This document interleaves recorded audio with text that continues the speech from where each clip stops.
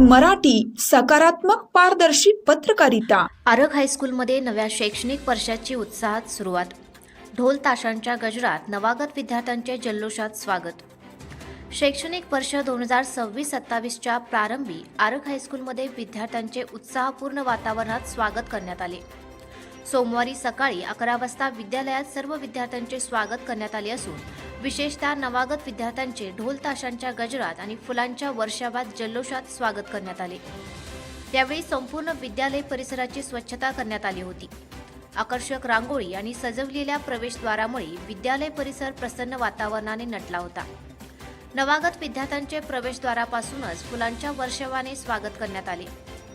या कार्यक्रमास आरग एज्युकेशन सोसायटीचे कार्याध्यक्ष तुकाराम पाटील, अध्यक्ष पंढरीनाथ पाटील, उपाध्यक्ष रवींद्र पाटील, खजिनदार संग्रामसिंह गायकवाड, संचालक युवराज पाटील, माजी विद्यार्थी संघटनेचे कृषी अध्यक्ष BR पाटील, मारुती जाधव, विठ्ठल पाटील, उषा वाले खोबरे, शोभाताई चौगुले, राहुल देसाई, संदीप कारेंवर यांच्यासह विद्यालयाचे मुख्याध्यापक श्रीकांत गायकवाड, पर्यवेक्षक वडगावे सर तसेच शिक्षक व शिक्षकेतर कर्मचारी उपस्थित होते।